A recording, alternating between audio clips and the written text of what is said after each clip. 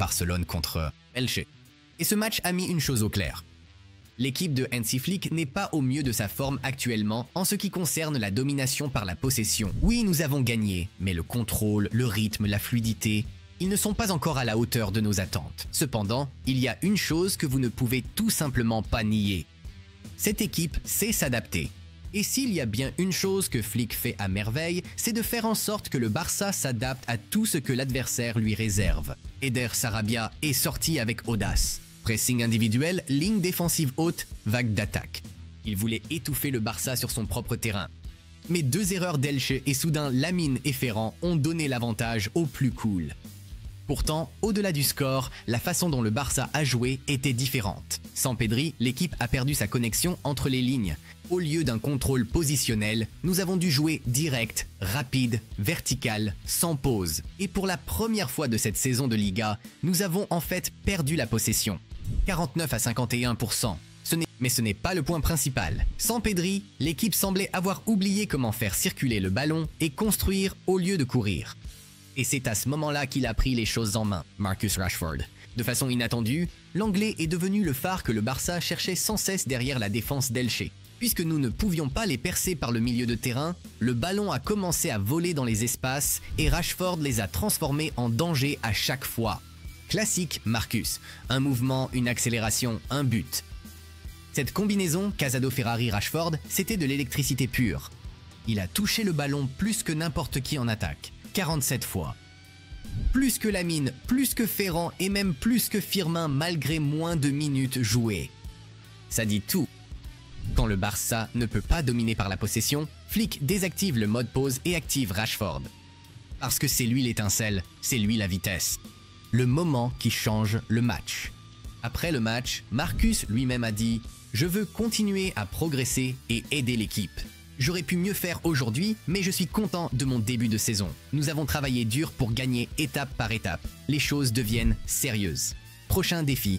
Bruges en Ligue des Champions et le Celta en Liga. Ces matchs ne sont pas seulement une question de points. Ils servent à retrouver l'identité du Barça. Le Barça qui ne se contente pas de survivre, il contrôle. Gagner, c'est bien. Mais il nous faut un Barça qui rejoue son football. Si Rashford continue d'être la pointe de l'attaque et que l'équipe retrouve sa maîtrise, ce mois de novembre pourrait marquer le début d'une nouvelle course. Le plus cool, on a l'impression que l'histoire avec Rafinha s'éternise plus que ce que tout le monde pensait. Tu te souviens de cette nuit au Carlos Tartiere quand il est sorti blessé à la 65e minute? À l'époque, les médecins du Barça disaient qu'il serait absent 3 semaines. Mais voilà, plus de 6 semaines plus tard, Rafinha n'a toujours pas joué. La raison est simple, sa récupération ne s'est pas déroulée comme prévu. Après la trêve internationale d'octobre, des rumeurs ont même circulé sur une rechute, ce qui l'a empêché de jouer contre Girona. Un match qui était censé l'aider à se préparer pour le Clasico. Et voici la partie curieuse. Quelques jours avant cela, Rafinha avait en fait participé à une partie de la séance d'entraînement avec l'équipe. Mais le lendemain, il était de nouveau absent. Et bien sûr, cela a immédiatement relancé les discussions sur une nouvelle blessure. Le club a démenti, affirmant qu'il n'y avait pas eu de rechute, simplement que ses sensations n'étaient pas bonnes et qu'il ne voulait pas prendre de risques contre le Real Madrid. Depuis, silence complet. Aucune date officielle, aucune mise à jour. En ce moment, il ne s'entraîne toujours pas pleinement avec son équipe, mais dans le vestiaire, il y a un certain optimisme. Tout le monde dit que Rafinha est enfin dans la dernière ligne droite de sa récupération. Oui, il a manqué le match contre Elche et il manquera aussi Bruges, mais Couli, il y a un petit rayon d'espoir. Il pourrait en fait voyager avec l'équipe à Vigo. Cependant, il est peu probable qu'il ait du temps de jeu contre le Celta. Personne ne va le précipiter pour son retour. D'abord, il doit retrouver le rythme. Cette semaine, il est prévu qu'il reprenne l'entraînement collectif, au moins partiellement. Et il y a une autre bonne nouvelle. Ancelotti ne l'a pas inclus dans l'effectif du Brésil. Donc Rafinha peut se concentrer sur sa récupération sans pression de la CBF. Mais il y a aussi un mais au sein du club. Il y a encore une certaine inquiétude quant à une possible rechute. Même s'il est prêt, Flick pourrait décider de ne pas prendre de risques avec lui. L'entraîneur allemand sait parfaitement à quel point Rafinha est important. Pas seulement sur le terrain, mais aussi dans le vestiaire. Son leadership, sa voix, son énergie, tout cela a beaucoup compté cette saison.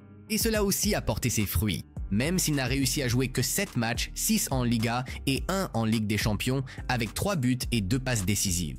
Donc oui, coulisses, sans Rafinha, le Barça a perdu un peu de son feu. Mais le plus important, c'est que son retour se rapproche. Et quand il remettra enfin les pieds sur le terrain, on veut tous revoir ce même Rafinha. Explosif, passionné et affamé. On aura besoin de lui. Coulisses, cela pourrait être la plus grande histoire de l'été. Harry Kane et Barcelone. Ce n'est plus seulement une rumeur. Kane considère sérieusement le Barça comme option pour l'avenir. Sa clause libératoire est de 65 millions d'euros, rendant ce transfert réaliste. Il a rejoint le Bayern en 2023 pour 95 millions d'euros, est devenu le joueur le mieux payé de la Bundesliga, mais a inclus une clause pour partir en 2026. À 32 ans, il est dans une forme incroyable. 22 buts et 3 passes décisives en 15 matchs. Le Barça a déjà pris un risque avec Lewandowski et cela a en fait porté ses fruits. Maintenant, il nous faut un nouveau numéro 9 et Kane semble être l'option de haut niveau la plus réaliste. Oui, Alvarez et Haaland sont financièrement hors de portée, mais 65 millions d'euros est un prix que le club pourrait gérer après la réouverture du nouveau Camp Nou. Le principal obstacle, c'est son salaire. Il gagne 25 millions d'euros bruts au Bayern et les clubs de Premier League ainsi que ceux d'Arabie Saoudite font déjà la queue. Pourtant, Kane veut tenter la Liga, et c'est le Barça qui l'attire vraiment. Flick adore cette idée. Et au sein du club, ils le savent. Si le Barça fait un pas, Kane dirait oui. Imagine un peu coulisses. Le nouveau Camp Nou, un stade plein, et là, Kane en pointe sous les couleurs blaugrana. Ce serait un moment inoubliable, ça c'est sûr. Le minimal revient sur la feuille de match. 3 buts et 4 passes décisives en Liga, le plaçant 4e au classement général, juste derrière Marcus Rashford, mais ce qui a attiré l'attention de tout le monde, ce n'est pas le but en lui-même, mais ce qui s'est passé après. Pas de célébration de la couronne cette fois. Oui, Gulis, cette fois, Yamal n'a pas fait son geste signature de la couronne. À la place, il a embrassé l'écusson du Barça, allant même jusqu'à le mordre avec une émotion pure, comme pour dire « je suis là, engagé, et je ressens tout ça à fond ». Cette célébration de la couronne était devenue sa marque de fabrique, comme LeBron James en NBA, mais maintenant, elle a disparu. Selon l'émission Cathy Dweck sur Cadnaxer, la raison n'aurait peut-être rien à voir avec le football. Oui, coulisses, c'est à cause de Nicky Nicoli. Des journalistes ont confirmé que la première fois que Yamal a fait le geste de la couronne, c'était quand il a rencontré la chanteuse argentine Nicky Nicoli. Après leur rupture, il a disparu. Pourquoi a-t-il arrêté? Je ne sais pas, a dit le journaliste Santi Oval. Mais je sais que la première fois qu'il l'a fait, c'était quand il a rencontré Nicky. Et maintenant qu'ils se sont séparés, premier match et plus de couronne. Donc cette couronne que tout le monde pensait être un symbole d'arrogance était en réalité un geste d'amour. Pas d'ego, juste de l'émotion. Tout ce discours sur Yamal qui serait prétentieux, arrogant ou qui jouerait au roi du football paraît maintenant ridicule. Comme l'a expliqué le présentateur Seiki Rodriguez, il ne faisait pas semblant d'être roi. Il dédiait ses buts à Nicky Nicoli. Maintenant, elle est partie. Et il a embrassé l'écusson du Barça à la place. Jeune, mais déjà mature. Honnêtement, coulisses, cela montre à quelle vitesse Yamal grandit. Pas seulement en tant que joueur, mais aussi en tant que personne. Au lieu de courir après la viralité sur les réseaux sociaux, il a montré émotion et loyauté. Le baiser sur l'écusson n'était qu'une célébration. C'était une déclaration, un message indiquant qu'il est concentré sur le club. Prêt à aller de l'avant et peut-être même à guérir grâce au football.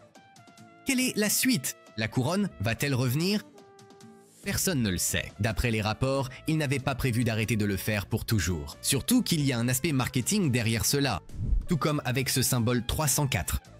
Mais en ce moment, cette situation semble différente. C'est comme si Yamal disait « Je n'ai plus besoin de la couronne. L'écusson suffit ». Qu'en pensez-vous? Yamal doit-il laisser la couronne dans le passé ou la ramener quand il voudra? Partagez vos avis dans les commentaires. Je lis chacun de vos messages. Et voilà, c'est terminé. Vous voulez en savoir plus sur les dernières nouvelles concernant Lamine Yamal, la fin de sa relation avec Nicky Nicoli et les rumeurs sur sa nouvelle petite amie qui semble vraiment magnifique et pourrait bien devenir sa prochaine étincelle? Rendez-vous sur l'application Barcelona Live où la communauté du Barça discute déjà de l'affaire, partage des photos et analyse ce que cela signifie pour l'avenir de notre joueur, sur et en dehors du terrain. Téléchargez ou ouvrez Barcelona Live, consultez la section actualité, participez aux discussions. Le lien se trouve dans les commentaires épinglés. Barça à l'échelle FI. Au revoir!